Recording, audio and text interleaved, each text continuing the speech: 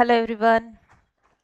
आज का हमारा टॉपिक है एसिड बेस के उस चैप्टर को आगे बढ़ाना है हमको। आज हम पार्ट 2 करेंगे।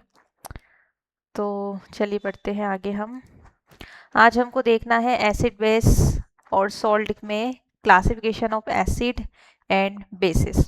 ठीक है, उसके बाद में हम देखेंगे कि क्लासिफिकेशन में स्ट्रॉन्ग एसिड और वीक एसिड क्या होते हैं, स्ट्रॉन्ग बेस और वीक बेस क्या होते हैं। इसके बाद में हम properties of acid and properties of base देखेंगे। चलिए आगे बढ़ते हैं हम लोग। देखिए सबसे पहले क्या है, classification of acid and bases depend on the number of H positive and OH negative ion. ठीक है, तो ये जो क्लासिफिकेशन है एसिड और बेस का वो डिपेंड करेगा कि एसिड में कितने हाइड्रोजन प्रेजेंट है और बेस में कितने OH नेगेटिव आयंस प्रेजेंट है। ठीक है, तो स्ट्रॉन्ग एसिड क्या होते हैं। ठीक है, देखिए strong acid basically, strong acids वो एसिड्स होते हैं जो अपने आप को कंप्लीटली वाटर में डिसोसिएट कर देते हैं। वाटर में डिसोसिएट कर देते हैं। ठीक है, जैसे फॉर एग्जांपल हम बात करते हैं HCl की, तो HCl अपने आप को कंप्लीटली वाटर में डिसोसिएट कर देता है। ठीक है, ये जो हाइड्रोजन है ये कंप्लीटली वाटर में डिसोसिएट हो जाता है और वाटर के साथ कंबाइन होकर हाइड्रोनियम आयन का फॉर्मेशन करता है। ये मैंने आपको लास्ट क्लास में भी बताया था। वैसे ही जो बेस होता है, जैसे हमने लिया था NaOH या हम ले लेते हैं KOH, तो ये अपने आप को क्या करते हैं, ये अपने आप को Na पॉजिटिव या ये जो KOH है वो अपने आप को K positive plus OH negative में वाटर के अंदर डिसोसिएट कर देते हैं। तो कहने की बात ये है कि देखिए हाइड्रोजन पूरा का पूरा डिसोसिएट हो रहा है, पूरा का पूरा ब्रेक डाउन हो रहा है, और यहाँ पर जो NaOH है ये भी पूरा का पूरा क्या हो रहा है, ब्रेक डाउन हो रहा है और वाटर में जाकर मिक्स हो जाएगा। ठीक है, वाटर के साथ में जाकर क्या हो जाएगा, मिक्स हो जाएगा। तो ये अपने आप को कंप्लीटली डिसॉल्व कर रहे हैं वाटर के अंदर, कंप्लीटली डिसोसिएट कर रहे हैं वाटर के अंदर। तो ऐसे जो एसिड है इनको हम स्ट्रॉन्ग एसिड बोलते हैं, स्ट्रॉन्ग एसिड। ठीक है, और ऐसे जो बेसेस है इनको हम स्ट्रॉन्ग बेस बोलते हैं। आई बात समझ में, जो अपने आप को कंप्लीटली वाटर में डिसोसिएट करके अपने हाइड्रोजन आयन को कंप्लीटली वाटर में डिसोसिएट कर देते हैं उनको हम स्ट्रॉन्ग एसिड बोलते हैं, और जो अपने OH नेगेटिव आयन को कंप्लीटली वाटर में डिसॉल्व कर देते हैं या डिसोसिएट कर देते हैं उसको हम स्ट्रॉन्ग बेस बोलते हैं। अच्छा, अब मैं थोड़ा सा आपको वीक एसिड के बारे में बताती हूँ। पहले हम एसिड को देखेंगे फिर हम बेस को देखते हैं ना। वीक एसिड के बारे में बताती हूँ। वीक एसिड का सबसे अच्छा एग्जाम्पल है CH3COOH। इसको हम एसिटिक एसिड बोलते हैं, कॉमन भाषा में हम इसको ही विनेगर बोलते हैं। ठीक है, और इसका एक और नाम है इथेनॉइक एसिड। इथेनॉइक एसिड ये ज़्यादा सही रहता है, ये वाला नाम। ठीक है, तो इसमें क्या है, देखो मैंने आपको क्या बोला कि कोई भी जो एसिड है वो अपने हाइड्रोजन आयन को कंप्लीटली डिसोसिएट करना चाहिए। अब यहाँ पर अगर आप ध्यान से देखेंगे तो यहाँ पर एक हाइड्रोजन ये है और 3 हाइड्रोजन ये है, यानी कि कंप्लीटली यहाँ पर कितने हाइड्रोजन है, 4 हाइड्रोजन है। लेकिन ये क्या करता है, इथेनॉइक एसिड जब वाटर के साथ रिएक्शन करता है ना, तो ये अपना सिर्फ यही वाला हाइड्रोजन डिसोसिएट कर पाता है। ठीक है, यानी कि ये बनाता है CH3COO negative plus H positive, लेकिन बाकी के ये जो 3 हाइड्रोजन है इसको ये डिसोसिएट करता ही नहीं है, ये डिसोसिएट करता ही नहीं है। और क्योंकि ये इसको कम्प्लीटली डिसोसिएट नहीं करता है, इसी वजह से, क्योंकि ये हाइड्रोजन को कम्प्लीटली डिसोसिएट नहीं करता है, सिर्फ एक हाइड्रोजन को डिसोसिएट करता है, बाकी के 3 हाइड्रोजन को डिसोसिएट नहीं करता, इसलिए इसे हम वीक एसिड कहते हैं। आई होप आपको समझ में आया होगा। तो ऐसे एसिड जो अपने आप को कम्प्लीटली डिसोसिएट नहीं करते हैं, अपने हाइड्रोजन आयन को कम्प्लीटली वाटर में डिसोसिएट नहीं करते हैं, ऐसे एसिड्स को हम वीक एसिड बोलते हैं। वैसे ही जो बेस रहेगा उसमें कोई ऐसा बेस रहेगा जो अपने OH नेगेटिव को कम्प्लीटली वाटर में डिसोसिएट नहीं करेगा, उसको हम वीक बेस बोलेंगे। बहुत इजी सा डेफिनेशन है। ठीक है, आई बस समझ में। चलिए आगे बढ़ते हैं, हम देख लेते हैं क्या क्या लिखा है इसमें। The acid which give more number of hydrogen ions in an aqueous solution is called strong acid. ठीक है, इसके बाद में इसके एग्जाम्पल देख लीजिए कौन कौन है, HCl, HNO3 और H2SO4। इसमें भी H2SO4 सबसे हाईएस्ट स्ट्रॉन्ग एसिड है क्योंकि इसके पास में 2 हाइड्रोजन है और ये दोनों के दोनों हाइड्रोजन को डिसोसिएट कर देता है वाटर के अंदर, इसलिए ये स्ट्रॉन्ग एसिड में सबसे हाईएस्ट होता है। चलिए इसके बाद में HCl देखिए अपने आप को डिसोसिएट करके बना रहा है H पॉजिटिव और Cl negative. All mineral acid are strong acid except of carbonic acid. बिल्कुल, जो कार्बोनिक एसिड है बस यही एक ऐसा एसिड है जो स्ट्रॉन्ग एसिड नहीं है, बाकी जितने भी मिनरल एसिड्स हैं ये सब के सब स्ट्रॉन्ग एसिड है। ठीक है, तो ये एक्सेप्शन आप ध्यान रखिएगा क्योंकि एग्जाम में मेनली एक्सेप्शंस ही पूछे जाते हैं कि मिनरल एसिड में ऐसा कौन सा एसिड है जो स्ट्रॉन्ग एसिड नहीं है, तो आप ध्यान रखिएगा कार्बोनिक एसिड। चलिए वीक एसिड के बारे में देखिए। वीक एसिड जो अपने हाइड्रोजन आयन को कंप्लीटली वाटर में डिसोसिएट नहीं करते हैं, जैसे कि आपका इथेनॉइक एसिड। इथेनॉइक एसिड अपने सिर्फ एक ही हाइड्रोजन को वाटर में डिसोसिएट करता है। ठीक है, तो यहाँ पर देखिए all organic acid are weak acid, ये भी ध्यान रखिए। जितने भी मिनरल एसिड है, ध्यान रखना, जितने भी मिनरल एसिड है, मिनरल एसिड सारे के सारे स्ट्रॉन्ग है। एक्सेप्शन हमने रखा है कार्बोनिक एसिड को, कार्बोनिक एसिड नहीं आएगा इसमें, कार्बोनिक एसिड एक वीक एसिड है। ठीक है, ध्यान रखना ये। जबकि जितने भी ऑर्गेनिक एसिड है ये सारे के सारे वीक एसिड्स है। ठीक है, आई मैं समझ में। अच्छा, यहाँ देखिए क्या लिखा है, the dilute solution of weak acid are quite safe to drink. मतलब ये जो डाइल्यूट वीक एसिड्स है, डाइल्यूटेड जो वीक एसिड है, डाइल्यूटेड का मतलब मैंने आपको बताया था, मतलब ऐसा एसिड जिसमें हम वाटर की क्वांटिटी को बढ़ा देते हैं, उसकी कंसंट्रेशन को कम कर देते हैं, उसको डाइल्यूटेड बोलते हैं। तो वीक एसिड है, ऊपर से वो डाइल्यूटेड है, तो ये ड्रिंक हम इसका कर सकते हैं, मतलब हम इसको खा सकते हैं या पी सकते हैं। जैसे विनेगर जो है वो खाने में यूज़ किया जाता है, उसको खाने का सोडा भी बोलते हैं शायद। ठीक है, चलिए आगे बढ़ते हैं। Hence they are use as a food ingredient, हाँ ये मैंने आपको बता दिया। चलिए आगे बढ़ते हैं। Properties of acid. Acid have अ सोर टेस्ट। ठीक है, तो जो एसिड्स है वो कैसा है, टेस्ट में सोर होता है, ये मैंने आपको लास्ट क्लास में बता दिया था। एसिड जो है वो ब्लू लिटमस पेपर को रेड में कन्वर्ट कर देता है और रेड लिटमस पेपर में कोई चेंज नहीं करता, यहाँ लिख लीजिएगा। रेड लिटमस पेपर में कोई कलर चेंज नहीं करता। ठीक है, ये एक्सपेरिमेंट भी हमने देख लिया था कि रेड लिटमस पेपर को जब हम एसिड में डालते हैं तो कोई चेंज नहीं है, लेकिन ब्लू को जब हम डालते हैं एसिड में तो वो रेड में कन्वर्ट हो जाता है। Acid solution conduct electricity. बिल्कुल, एसिड सॉल्यूशन जो है वो इलेक्ट्रिसिटी को कंडक्ट करते हैं क्योंकि एसिड सॉल्यूशन के पास में चार्जेस प्रेजेंट होता है, H पॉजिटिव और Cl नेगेटिव। तो जिस भी एसिड के पास में चार्जेस प्रेजेंट होता है, आयंस प्रेजेंट होते हैं, वो इलेक्ट्रिसिटी को कंडक्ट कर सकते, they are good conductor of electricity. ठीक है, acid react with metal to form hydrogen. Acid जो है वो मेटल के साथ में रिएक्शन करते हैं। ध्यान रखिए, जब भी कोई एसिड मेटल के साथ में रिएक्शन करेगा तो वो हाइड्रोजन गैस का फॉर्मेशन करता है, ध्यान रखिएगा ये। ठीक है, इसके बाद में क्या है, मेटल, हाँ अच्छा ये रिएक्शन बताइए, मेटल और एसिड जब रिएक्शन करते हैं तो metal salt plus hydrogen gas का फॉर्मेशन होता है। ठीक है, चलिए आगे बढ़ते हैं। इसमें देखिए एग्जाम्पल में क्या लिखा है, मेटल की जगह पर लिया है जिंक, एसिड की जगह पर हम ले रहे हैं H2SO4 और जब ये रिएक्शन करते हैं तो ये बनाते हैं जिंक सल्फेट जो कि एक मेटल सॉल्ट है। बिल्कुल, जिंक सल्फेट, Zn पे पॉजिटिव चार्ज, SO4 पे नेगेटिव चार्ज। तो ये जो है एक सॉल्ट का फॉर्मेशन किया और हाइड्रोजन गैस क्या होगी यहाँ से रिलीज होगी। ठीक है, चलिए आगे बढ़ते हैं हम लोग।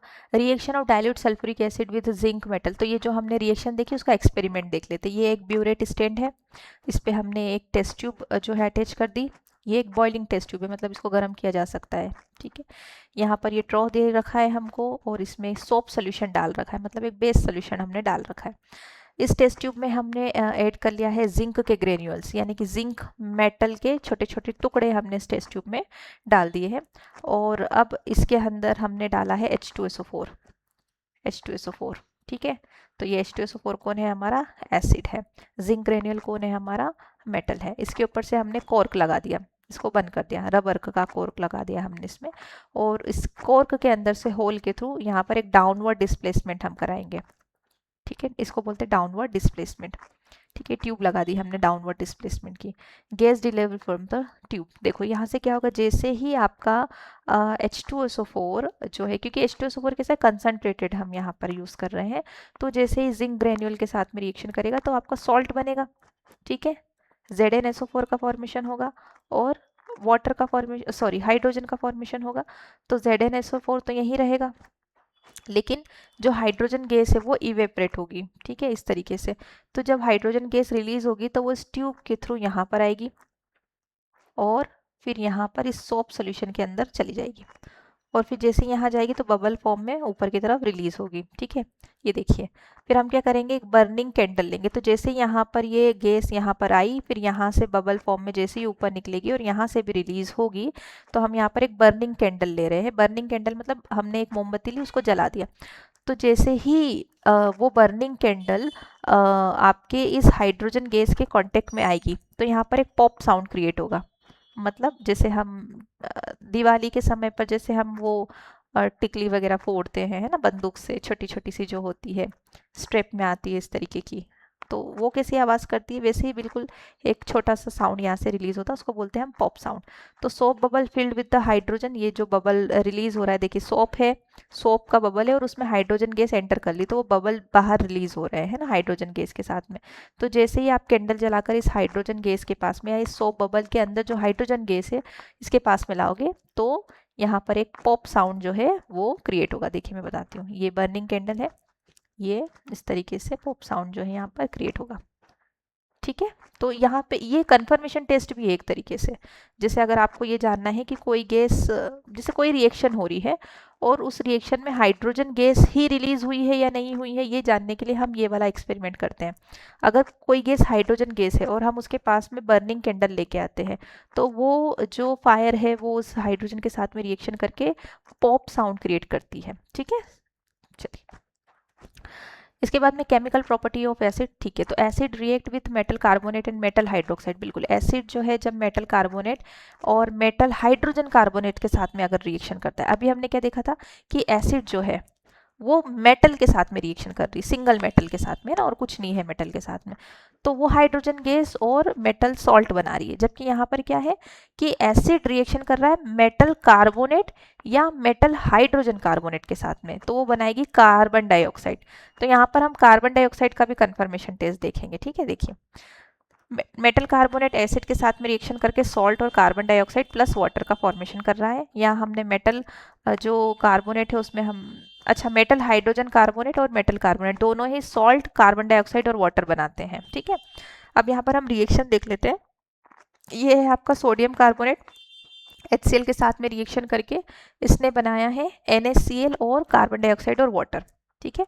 जो सोडियम कार्बोनेट है उसने HCl के साथ में रिएक्शन करके NaCl, कार्बन डाइऑक्साइड और वाटर का फॉर्मेशन किया है, ठीक। तो देखिए यहाँ पर जो NaCl है ये हो गया आपका सॉल्ट, कार्बन डाइऑक्साइड आपका कार्बन डाइऑक्साइड है और वाटर, ठीक है। तो यहाँ पर ये तीन प्रोडक्ट आपको मिलेंगे। तो मेटल कार्बोनेट के साथ में भी आपको यही मिलेगा और मेटल हाइड्रोजन कार्बोनेट के साथ में भी आपको यही प्रोडक्ट मिलेगा। तो हम मेटल हाइड्रोजन कार्बोनेट भी देख लेते हैं। सोडियम बाई कार्बोनेट हमने लिया है, जहाँ पर हाइड्रोजन होता है ना उसको हम बाय बोल देते, सोडियम बाय कार्बोनेट। ऊपर नहीं है हमारा हाइड्रोजन कोई, तो हमने उसको सोडियम कार्बोनेट बोला। जहाँ पर हाइड्रोजन आ जाएगा तो हम उसको सोडियम बाय कार्बोनेट बोल रहे हैं, ठीक है। तो यहाँ पर भी आपको NaCl मिल रहा है, कार्बन डाइऑक्साइड मिल रहा है और वाटर मिल रहा है, ठीक है। The carbon dioxide gas is form in the form of brisk effervescence, ठीक है। तो ब्रिस्क एफरवेसेंस के फॉर्म में कार्बन डाइऑक्साइड रिलीज होगी। The rapid escape of A small bubble of gas form the liquid, ठीक है। तो ये रैपिडली क्या होती है, कार्बन डाइऑक्साइड बहुत तेजी से बाहर की तरफ निकलती है। तो हम क्या करते हैं, जैसे ही देखिए, जैसे ये है और यहाँ पर हमने हमारा मेटल कार्बोनेट, या तो हम मेटल कार्बोनेट ले रहे हैं या हम मेटल हाइड्रोजन कार्बोनेट ले रहे हैं और उसका रिएक्शन एसिड से करा रहे हैं। तो जैसे ही टेस्ट ट्यूब में से जैसे ही कार्बन डाइऑक्साइड गैस रिलीज होगी तो हम क्या करेंगे, एक इन्वर्ट टेस्ट ट्यूब लेकर आएंगे। इन्वर्ट टेस्ट ट्यूब मतलब उस टेस्ट ट्यूब को हम तुरंत इसके ऊपर इस तरीके से उल्टा लगा देंगे ऐसे। तो क्या होगा, इसमें से जो भी गैस रिलीज हो रही है वो इस वाले में एंटर कर लेगी और जैसे ही एंटर करेगी हम तुरंत ये इन्वर्ट वाली को सीधा करेंगे और इसके अंदर क्योंकि अब क्या आ गई है, कार्बन डाइऑक्साइड आ गई है, हम तुरंत उसके अंदर क्या करेंगे, लाइम वाटर डाल देंगे। लाइम वाटर, लाइम वाटर, ठीक है। तो जैसे हम इसमें लाइम वाटर डालेंगे तो क्योंकि कार्बन डाइऑक्साइड उसमें प्रेजेंट है, लाइम वाटर ट्रांसपेरेंट होता है, कलरलेस होता है ना, ट्रांसपेरेंट बोलेंगे हम उसको, ट्रांसपेरेंट। तो ट्रांसपेरेंट होता है लाइम वाटर, लेकिन जैसे ही वो कार्बन डाइऑक्साइड के साथ में रिएक्शन करता है वो मिल्की कलर में कन्वर्ट हो जाता है। ये देखिए इस तरीके से, इस तरीके से। तो देखिए यहाँ पर लाइम वाटर एकदम ट्रांसपेरेंट है, लेकिन यहाँ पर जैसे ही वो कार्बन डाइऑक्साइड के साथ में रिएक्शन कर रहा है वो मिल्की कलर में कन्वर्ट हो गया। जब तक कार्बन डाइऑक्साइड उसके अंदर प्रेजेंट है तब तक ये मिल्की रहेगा, उसके बाद में फिर से ये क्या हो जाएगा, इसकी मिल्कीनेस कम हो जाएगी और जो सोल्यूशन है वो फिर से क्लियर हो जाएगा। ठीक है, चलिए, तो ये कार्बन डाइऑक्साइड की कंफर्मेशन टेस्ट है। जब भी आपको ये देखना हो कि कार्बन डाइऑक्साइड रिलीज हो रही है या नहीं हो रही है किसी पर्टिकुलर सब्सटेंस में से या किसी पर्टिकुलर रिएक्शन में से, तो आपको उस गैस को टेस्ट ट्यूब में कलेक्ट कर देना और उसमें लाइम वाटर डाल देना है। अगर वो मिल्की कन्वर्ट हो जाती है तो मतलब वो कार्बन डाइऑक्साइड कन्फर्म है। ठीक है, इसको कंफर्मेशन टेस्ट बोलते हैं कार्बन डाइऑक्साइड की। चलिए, इसके बाद में यहाँ पर कैल्शियम हाइड्रोक्साइड देखिए, कैल्शियम हाइड्रोक्साइड कार्बन डाइऑक्साइड के साथ। अच्छा, ये कैल्शियम हाइड्रोक्साइड जो है वो लाइम वाटर के अंदर कैल्शियम हाइड्रोक्साइड होता है। ठीक है, इसलिए उसको लाइम बोलते हैं। लाइम मतलब चूना, हिंदी में अगर हम बोले चूना है।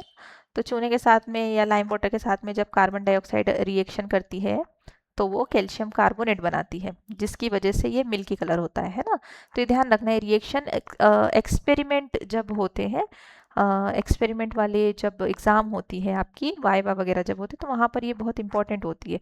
तो लाइम वाटर कैल्शियम हाइड्रोक्साइड का बना हुआ होता है, जब वो कार्बन डाइऑक्साइड के साथ रिएक्शन करता है तो वो कैल्शियम कार्बोनेट बनाता है, इसलिए कलर जो है वाइट कलर का हो जाता है, वाइट प्रेसिपिटेट हो जाते हैं, मिल्की कलर में कन्वर्ट हो जाता है। ठीक है, चलिए आगे बढ़ते हैं। इसके बाद में calcium carbonate, okay, water calcium bicarbonate. ठीक है, ये वही है कि कैल्शियम कार्बोनेट जो बना है कार्बन डाइऑक्साइड के साथ और वाटर के साथ में जो रिएक्शन कर रहा है, तो वो बना रहा है आपका कैल्शियम बाइकार्बोनेट। ठीक है, तो लास्ट में ये वाली चीज़ बनेगी, क्योंकि आधे से ज़्यादा तो रिलीज हो जाएगी। ठीक है, तो जो लास्ट में हमारे पास में बचेगा ट्रांसपेरेंट सा, लेकिन कुछ मॉलिक्यूल बचे रहेंगे इसके अंदर आपके कार्बन डाइऑक्साइड के, तो वो यही है आपका कैल्शियम बाइकार्बोनेट। ठीक है, चलिए आगे बढ़ते हैं हम। Calcium hydrogen carbonate soluble in water, ये मैंने आपको बता दिया। ठीक है, तो जो वाटर में सॉल्युबल हो जाएगा कार्बोनेट आपके कार्बन डाइऑक्साइड के साथ में, रिमेनिंग कुछ ना कुछ पार्ट तो रह ही जाता है, तो वो कैल्शियम हाइड्रोजन कार्बोनेट रहता है। ठीक है, चलिए, इसके बाद में एसिड बेस एंड सॉल्ट में हम देखेंगे chemical properties of acid. Chemical property of acid में देखिए, एसिड रिएक्ट विद बेसिस और alkali to form salt and water. जब भी, हाँ ये तो बहुत कॉमन है, ध्यान रखना, ये बहुत इंपॉर्टेंट है ये वाला पॉइंट। क्या होता है, कभी भी अगर कोई एसिड, देखो अभी अपन ने क्या क्या देखा, एसिड का रिएक्शन अपन ने मेटल के साथ में देखा तो उसने हाइड्रोजन बना कर दिया अपने को। एसिड का रिएक्शन जब अपन ने मेटल कार्बोनेट के साथ में देखा या मेटल हाइड्रोजन कार्बोनेट के साथ में जब अपन ने देखा तो उसने अपने को कार्बन डाइऑक्साइड बना कर दिया, इतना अपन ने देख लिया। अब जब एसिड जो है वो बेस के साथ में अगर रिएक्शन करता है तो वो बनाता है सॉल्ट प्लस वाटर। ठीक है, इसको अभी अपन ध्यान से और देखते, देखो क्या है, एसिड जो है जब बेस के साथ में रिएक्शन करता है तो वो हमेशा सॉल्ट और वाटर बनाएगा, हमेशा सॉल्ट प्लस वाटर। ठीक है, जैसे फॉर एग्जांपल यहाँ पर अपन ले लेते हैं HCl, यहाँ हमने ले लिया NaOH, तो ये बनाएगा NaCl प्लस वाटर। कैसे बना, ये जो HCl इसको अगर हम डिसोसिएट करें H पॉजिटिव और Cl नेगेटिव में, और NaOH को डिसोसिएट करें Na positive plus Cl negative में, तो सॉरी Na पॉजिटिव और OH नेगेटिव में, है ना, OH नेगेटिव में, तो ये Na जो है Cl के साथ में अट्रैक्ट कर लेगा और बना लेगा NaCl जो कि एक सॉल्ट है, और ये जो OH है वो इस हाइड्रोजन आयन के साथ में रिएक्शन करके वाटर का फॉर्मेशन कर लेगा। तो इस तरीके से जब भी कोई एसिड और बेस का रिएक्शन होता है तो वो हमेशा सॉल्ट और वाटर का फॉर्मेशन करता है, और इस पूरी प्रोसेस को बोलते हैं न्यूट्रलाइजेशन। न्यूट्रलाइजेशन आई बात समझ में, ये बहुत इंपॉर्टेंट है। अगर आपसे पूछे कि न्यूट्रलाइजेशन रिएक्शन क्या होती है तो आप बताना कि जब कोई एसिड किसी बेस के साथ में रिएक्शन करता है और वो सॉल्ट और वाटर का फॉर्मेशन करता है तो उस प्रोसेस को हम न्यूट्रलाइजेशन रिएक्शन बोलते हैं, और एग्जाम्पल बता देना। ठीक है, बहुत इंपॉर्टेंट है। चलिए, एसिड बेस के साथ रिएक्शन करके सॉल्ट और वाटर का फॉर्मेशन कर रहा है, NaOH और HCl हमने लिया। ओ इसमें करेक्शन करिए, ये बेस है और ये एसिड है। ठीक है, चलिए, तो सॉल्ट और वाटर का फॉर्मेशन होता है। Acid react with metal oxide to form salt and water, hence the metallic oxide are said to be basic oxide. ठीक है, बिल्कुल, अगर आपका एसिड किसी मेटल ऑक्साइड के साथ में रिएक्शन करता है और सॉल्ट और वाटर का फॉर्मेशन करता है ठीक है, सॉल्ट और वाटर का फॉर्मेशन करता है। तो यहाँ पर hence the metallic oxide are said to be basic oxide. तो यहाँ पर जो मेटेलिक ऑक्साइड है वो यहाँ पर बेसिक ऑक्साइड है। सीधी सीधी बात ये है कि देखिए हमने क्या देखा कि एसिड और बेस रिएक्शन करके सॉल्ट और वाटर बना रहा है। ठीक है, तो ये बोल रहा है कि एसिड तो एसिड है ही, एसिड तो एसिड है ही, लेकिन यहाँ पर बेस की जगह पर हमने ले लिया है मेटल ऑक्साइड। ठीक है, तो ये जो सॉल्ट हमारा बनेगा, ठीक है, ये एक minute, hence the metallic oxide are said to be basic oxide. Okay, ये जो मेटेलिक ऑक्साइड है, ये जो मेटेलिक ऑक्साइड है इसी को हम बेसिक ऑक्साइड भी बोलेंगे। ठीक है, इनमें कोई डाउट मत रखना। मतलब जो बेस है, बेस को अगर हमने मेटल ऑक्साइड के फॉर्म में लिया है तो इसी मेटल ऑक्साइड को हम बेसिक ऑक्साइड बोलेंगे। बस इतना ध्यान रखना, ठीक है, क्योंकि बेस है और बेस को ही मेटल ऑक्साइड बोला है और बेस को ही बेसिक ऑक्साइड बोला है यहाँ पर। ठीक है, चलिए आगे बढ़ते हैं हम लोग। मेटल ऑक्साइड जो है एसिड के साथ रिएक्शन करके सॉल्ट और वाटर ये भी बना रहा है। मेटल ऑक्साइड का एग्जांपल कॉपर ऑक्साइड लिया है, HCl लिया है, और यहाँ पर रिएक्शन होकर कॉपर क्लोराइड और वाटर का फॉर्मेशन हो रहा है। चलिए आगे बढ़ते हैं हम लोग। अब प्रॉपर्टीज ऑफ एसिड में अब हम देखेंगे एसिड हैव कोरोसिव नेचर। बिल्कुल, कोरोसिव मतलब, कोरोसिव का मतलब ये होता है, देखिए ये अगर एसिड, जैसे मैंने आपको पिछली बार भी बताया था कि एसिड जो है अगर हमारी स्किन के ऊपर गिर जाता है तो स्किन बर्न हो जाती है। ठीक है, तो ये बहुत कोरोसिव होता है, बहुत डेंजरस होता है, स्किन का हाइड्रेशन पूरी तरीके से खींच लेता है। वैसे ही अगर आप उसको कागज़ पे या ऐसे कपड़ों पे भी अगर आप डालते हो, या आप जो है किसी कुछ टाइल्स वगैरह पर भी, क्योंकि टाइल्स भी जो है वो कैल्शियम की बनी हुई होती है ना, कैल्शियम कार्बोनेट वगैरह की, तो उसके साथ में रिएक्शन करके उसकी ये प्रॉपर्टी को ये अल्टर कर देता है, चेंज कर देता है। तो acid have corrosive nature. The mineral acid cause the save Burns on the skin and attack and eat up material like cloth, wood, metal structure and stone work, so they are said to be corrosive। मतलब सीधी सीधी बात है, जब इन सब चीज़ों के साथ में आपका एसिड कोऑर्डिनेट करता है या कांटेक्ट करता है तो वो इसकी प्रॉपर्टी को अल्टर कर देता है। ठीक है, acid have a sour taste, acid turns blue litmus to red, acid solution conduct electricity, they are electrolyte, acid react with metal to form hydrogen gas, acid react with metal carbonate और metal hydrogen carbonate to form carbon dioxide gas, acid react with bases or alkali to form salt and water, which is called neutralization, acid react with metal oxide to form salt and water, acid are corrosive in nature। इतना हमने acid के बारे में पढ़ लिया। अब हम देखेंगे हाइड्रोनियम आयन। मतलब हमने एसिड कंप्लीट कर लिया, अब हमको करना है नहीं अभी बच्चा है, हाइड्रोनियम आयन तो एसिड ही होता है ना, हाइड्रोक्साइड बेस होता है। ठीक है, एक सेकेंड, तो अभी बचा है एसिड के बारे में, अभी हम और पढ़ रहे हैं। तो what do all acid have in common. देखो यहाँ पर क्या, वाटर लिया हमने, वाटर के अंदर हमने HCl डाला, ये डाला हमने HCl, ठीक है, HCl डिसोसिएट हो गया, डिसोसिएट करके उसने बनाया H पॉजिटिव और Cl नेगेटिव। ठीक है, ये वाले हाइड्रोजन क्लोराइड ने भी अपने हाइड्रोजन को डिसोसिएट किया और बनाया H पॉजिटिव और Cl नेगेटिव। फिर थर्ड वाले HCl ने भी सेम प्रोसेस किया। अब क्या हो गया, ये पूरे वाटर के अंदर हो गए हैं मिक्स, अच्छे से अपने आप को डिसोसिएट करके H पॉजिटिव और Cl नेगेटिव बना दिया। Separation of HCl into H positive and Cl negative ion will be possible in the presence of water. This term is known as ionization। ठीक है, तो क्या बोल रहा है कि ये जो सेपरेशन है किसका, आपका जो HCl एसिड आपने लिया था, तो ये अपने आप को डिसोसिएट कब कर रहा है, जब आप इसको वाटर के अंदर डाल रहे हो। ठीक है, HCl जो है अपने आप को डिसोसिएट कब कर रहा है, क्या कंडीशन है, तो जब आप इसको वाटर में डाल रहे हो तब जाकर ये अपने आप को डिसोसिएट कर रहा है, किसमें, H पॉजिटिव में और Cl नेगेटिव में। तो जब ये अपने आप को डिसोसिएट कर रहा है ना, तो ये आयन बना रहा है, पॉजिटिव आयन और नेगेटिव आयन, एनायन और केटायन, तो इसी को हम बोलते हैं आयोनाइजेशन। मतलब आपका जो HCl है उसका क्या हो गया, आयोनाइजेशन हो गया। ठीक है, बस इतना ही है। H पॉजिटिव जो है H2O के साथ में जब रिएक्शन कर लेगा तो बनाएगा आपका H3O पॉजिटिव, इसको बोलते हैं हाइड्रोनियम आयन। ये मैं पहली क्लास में भी आपको बता चुकी हूँ। ठीक है, चलिए, this happens because the H positive ion are not stable. ऐसा क्यों होता है, क्योंकि H पॉजिटिव आयन जो है वो स्टेबल नहीं होते। क्यों स्टेबल होगा, H पॉजिटिव का मतलब क्या है? H पॉजिटिव का मतलब ये है कि देखो हाइड्रोजन जो है उसका एटॉमिक नंबर है 1। एटॉमिक नंबर 1 क्यों है? मतलब इसके पास में जो नंबर ऑफ इलेक्ट्रॉन है, नंबर ऑफ प्रोटॉन है वो भी 1 ही है। और H पॉजिटिव बोल रहा है तो मतलब इसके पास में एक ही इलेक्ट्रॉन था और हाइड्रोजन ने अपना वो एक इलेक्ट्रॉन भी डोनेट कर दिया, इसी वजह से हाइड्रोजन पे पॉजिटिव चार्ज आया।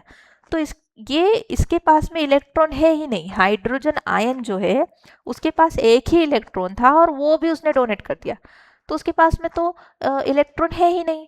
और इलेक्ट्रॉन है ही नहीं तो उतना ही ज़्यादा क्या है, अनस्टेबल हो जाएगा। सब लोग तो जो हमारी हेलोजन गैसेस है, जो हमारी सॉरी हेलोजन नहीं, हमारी जो इनर्ट गैसेस है, हमारी जो नोबल गैसेस है, जो कि स्टेबल एलिमेंट है हमारी पीरियोडिक टेबल के, उनका आउटर मोस्ट ऑर्बिटल कंप्लीट है, उनकी तरह स्टेबल होना चाहती है। क्यों? क्योंकि उनको ना तो किसी से इलेक्ट्रॉन देना है ना तो किसी से इलेक्ट्रॉन लेना है। अरे भैया जो हीलियम है उसका एटॉमिक नंबर क्या है 2। हीलियम को जब हम फिल करते हैं इसके ऑर्बिटल को तो इसका outer most orbital completely fulfil है। तो यही रीजन है कि ये स्टेबल है, मतलब इसको ना तो किसी से इलेक्ट्रॉन लेना है ना तो किसी को इलेक्ट्रॉन देना है ना, इसी को तो स्टेबिलिटी बोल रहे हैं। तो यहाँ तो हाइड्रोजन के पास में, बेचारे के पास में, इसका अगर हम ड्रॉ करें स्ट्रक्चर तो इसके पास में एक इलेक्ट्रॉन था और ये अनस्टेबल है ऑलरेडी एक इलेक्ट्रॉन के साथ में, क्योंकि इसके पास एक इलेक्ट्रॉन की कमी है। अब उसने वो एक इलेक्ट्रॉन भी दे दिया तो ये तो अनस्टेबल हो जाएगा ना। तो इस अनस्टेबिलिटी की वजह से ही जो है हाइड्रोनियम आयन का क्या होता है, फॉर्मेशन होता है। चलिए आगे बढ़ते हैं हम। To investigate whether all compound containing hydrogen are acid, the aqua solution of an acid conduct electricity due to the presence of charge particle. हाँ, ये हमने देखा था ना कि एसिड जो है वो इलेक्ट्रिसिटी को क्यों कंडक्ट कर रहा है, तो ये मैंने आपको बता दिया कि एसिड जो है उसके पास में H पॉजिटिव चार्ज होता है और Cl नेगेटिव चार्ज होता है, और ये वाटर में जाकर अपने आप को डिसोसिएट करके H3O पॉजिटिव बना रहा है, Cl फ्रीली घूम रहा है। तो देखो ना चार्जेस है ना हमारे पास में, जहाँ भी चार्जेस होगा, जहाँ भी आयन्स प्रेजेंट होंगे, जहाँ भी पॉजिटिव और नेगेटिव आयन होंगे, जहाँ भी केटायन और एनायन होगा, वहाँ पर इलेक्ट्रिसिटी कंडक्ट होती है। बस ठीक है, तो बिल्कुल एसिड इलेक्ट्रिसिटी को कंडक्ट करते हैं। तो यहाँ पर देखिए, यहाँ पर हमने ये क्या ले रखा है, एक बीकर ले रखा है, बीकर के अंदर हमने सोल्यूशन डाल रखा है डाइल्यूट HCl का, ठीक है। और ये रबर की कोर किसके अंदर हमने रखी है, और यहाँ पर दो हमने आयरन नेल लगा दी। ये आयरन नेल इलेक्ट्रॉन की तरह काम करेंगी, कीले लगा दी एक तरीके से, ध्यान रखिए, है ना। फिर इसको क्या किया, इनको वायर से हमने कनेक्ट कर दिया और वायर को हमने बैटरी से कनेक्ट कर दिया। जो नेगेटिव टर्मिनल है वो बैटरी के नेगेटिव टर्मिनल से कनेक्टेड है, जो पॉजिटिव इलेक्ट्रोड है, जो नेगेटिव इलेक्ट्रोड है वो बैटरी के नेगेटिव टर्मिनल से कनेक्टेड है, जो पॉजिटिव इलेक्ट्रोड है वो बैटरी के पॉजिटिव टर्मिनल से कनेक्टेड है, ये पॉजिटिव टर्मिनल, ठीक है। तो पॉजिटिव टर्मिनल को कैसे आइडेंटिफाई करते हो आप, बैटरी का जो बड़ा वाला लाइन होता है उसको हम पॉजिटिव बोलते हैं और जो छोटा वाला लाइन होता है उसको हम नेगेटिव बोलते हैं, इस तरीके से, ठीक है। तो ये वाली लाइन पॉजिटिव, ये वाली नेगेटिव, तो नेगेटिव टर्मिनल नेगेटिव लाइन से कनेक्ट रहेगा, नेगेटिव इलेक्ट्रोड से कनेक्ट रहेगा, और पॉजिटिव टर्मिनल पॉजिटिव इलेक्ट्रोड से कनेक्ट रहेगा। यहाँ पर हमने एक स्विच लगा दिया है और यहाँ लगा दिया है हमने बल्ब, ठीक है। अब क्या करेंगे हम, जैसे ही स्विच ऑन करेंगे तो इलेक्ट्रिसिटी का फ्लो होगा, जैसे ही इलेक्ट्रिसिटी का फ्लो होगा यानी कि चार्जेस का फ्लो होगा तो यहाँ से चार्जेस रन करके बल्ब तक आएंगे। अब अगर आपका जो एसिड है वो गुड कंडक्टर ऑफ इलेक्ट्रिसिटी है तो ये बल्ब अच्छे से ग्लो करेगा, बहुत तेजी से ग्लो करेगा, अच्छा ग्लो करेगा मतलब, ठीक है।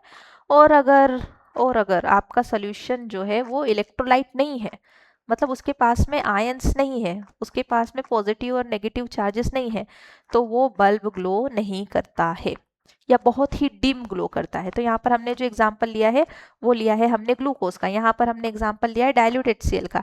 HCl जो है वो H पॉजिटिव और Cl नेगेटिव में अपने आप को डिसोसिएट करता है, आयंस रन होते हैं और बल्ब ग्लो होता है। इसका मतलब ये है कि इलेक्ट्रिसिटी कंडक्ट होगी, ठीक है।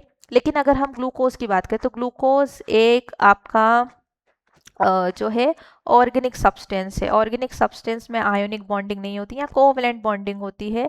कोवैलेंट बॉन्डिंग का मतलब यहाँ है कि यहाँ पर नो चार्जेस आर प्रेजेंट, कोई चार्जेस नहीं होते यहाँ पर, पोलैरिटी नहीं होती है, ये नॉन पोलर कंपाउंड है, ठीक है।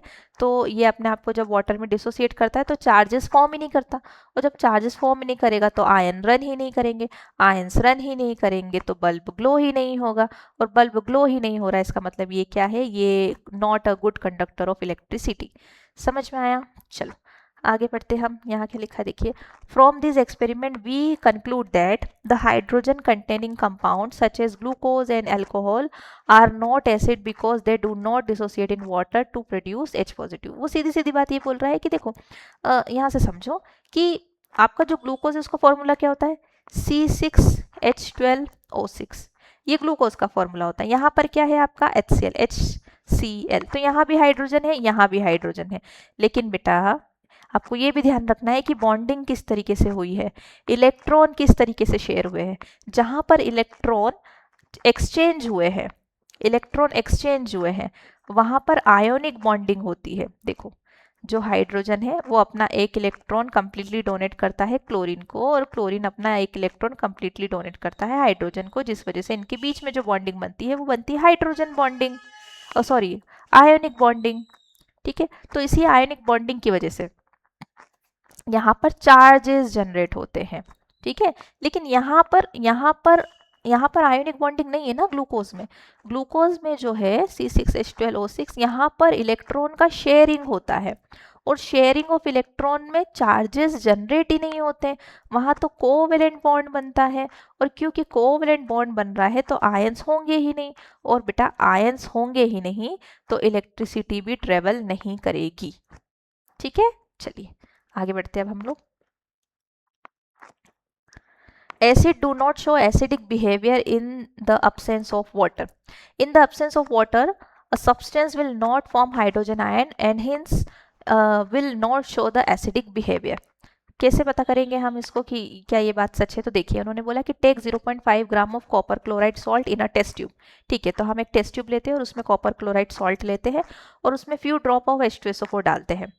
The test gas evolve with wet and dry litmus paper. अब ये जो गैस रिलीज हो रही है जब आपका copper chloride hydrogen sulphuric acid के साथ में जब रिएक्शन कर रहा है तो वो जो है गैस रिलीज कर रहा है। ठीक है, ये जो गैस रिलीज कर रहा है उसको हमको लिटमस पेपर पे क्या करना है, लेना है। तो देखिए टेस्ट ट्यूब है, इसमें हमने H2SO4 लिया और इसके अंदर हमने लिया है कॉपर क्लोराइड 0.5 ग्राम। ठीक है, और ऊपर हमने लगा दिया है कॉर्क और बेंड ट्यूब लगा दी है। इसमें से जो भी गैस रिलीज होगी, जैसे ही कॉपर H2SO4 के साथ रिएक्शन करेगा, जो भी गैस रिलीज होगी उसको अपने को लिटमस पेपर पर रखना है। ठीक है, तो देखिए कॉपर क्लोराइड है, H2SO4 के साथ रिएक्शन करके कॉपर सल्फेट इसको बोलते हैं हम ब्लू विट्रोल। ध्यान रखिएगा, बहुत इंपॉर्टेंट है ये ब्लू विट्रोल। हिंदी में इसको नीला थोथा कहा जाता है, नीला थोथा, ये पूछा जाता है कॉम्पिटिटिव एग्जाम में। ठीक है, तो ब्लू विट्रोल। अच्छा, कॉपर सल्फेट का यूज जो है वो वाटर की प्रेजेंस को आइडेंटिफाई करने के लिए भी किया जाता है, वो हम बाद में देखेंगे। चलिए, तो यहाँ पर क्या हो गया, आपका कॉपर सल्फेट जब रिएक्शन कर रहा, आपका कॉपर क्लोराइड जो है वो H2SO4 के साथ रिएक्शन कर रहा है, तो उसने बनाया है कॉपर सल्फेट। कॉपर सल्फेट ये देखिए यहाँ पर रखे क्रिस्टल कॉपर सल्फेट के, यहाँ पर आ जाएंगे क्रिस्टल्स, यहाँ पर बने रहेंगे। ठीक है, और HCl गैस जो है वो रिलीज होगी, ये HCl गैस क्या हो रही है, रिलीज हो रही है। ठीक है, यहाँ से आपको दिखाई दे रहा होगा। अब जैसे ही HCl गैस यहाँ से रिलीज हो रही है तो आप क्या करो, ड्राई लिटमस पेपर को इस HCl गैस के पास लेकर जाओ, तो कोई चेंजेस नहीं हो रहा। जबकि हमने क्या पढ़ा, हमने ये पढ़ा है कि भैया जब भी HCl, क्योंकि HCl क्या है, एक एसिड है, और इसको जब हम ब्लू लिटमस पेपर के पास लेकर जाएंगे तो ब्लू लिटमस पेपर जो है वो टर्न हो जाएगा रेड लिटमस में, लेकिन इस एक्सपेरिमेंट में तो नहीं हो रहा। तो क्या दिक्कत हो रही है, तो वो ये बोल रहा है कि एसिड जो है वो एसिडिक बिहेवियर तभी शो करेगा जब वो एसिड वाटर के साथ में होगा, क्योंकि एसिड अपने आप को डिसोसिएट किस में कर रहा है, वाटर में। तो जब तक वो अपने आप को वाटर में डिसोसिएट नहीं करेगा वो एसिडिक बिहेवियर शो नहीं करेगा। आई बात समझ में? तो यहाँ पर एसिड बना है ना, हाइड्रोजन एसिडिक फॉर्म में ही है, उसने अपना आयनिक फॉर्म नहीं बनाया। तो आयनिक फॉर्म बनाने के लिए हमको इसके अंदर वाटर ऐड करना पड़ेगा। जब हम वाटर ऐड करेंगे और फिर कोई फ्यूम्स अगर निकलती है H पॉजिटिव फॉर्म में, तो वो पेपर जो है ब्लू लिटमस पेपर वो रेड लिटमस पेपर में कन्वर्ट होता है। देखो यहाँ लिखा, separation of HCl into H positive and chlorine ion will be possible in the presence of water. ये जो HCl है वो H पॉजिटिव और Cl नेगेटिव आयन में तब होगा डिसोसिएट या सेपरेट जब वहाँ पर वाटर प्रेजेंट होगा। इसी प्रोसेस को आयनाइजेशन बोलते हैं। आई बात समझ में? ठीक है, चलिए। Hydrogen ion can not exist alone, बिल्कुल, they will always combine with water to form hydronium ion. ये मैं आपको कई बार बता चुकी हूँ, पहली क्लास में भी और इसमें भी। ठीक है, आज के लिए इतना ही रखते हैं, इसके आगे का हम पढ़ेंगे बेसिस के बारे में। और तब तक के लिए आप सब्सक्राइब करिए हमारे चैनल को, जैन प्रिप को, और हमारे टेलीग्राम चैनल को भी आप सब्सक्राइब करिए। ठीक है, मिलते हैं नेक्स्ट क्लास में, तब तक के लिए थैंक यू, बाय बाय।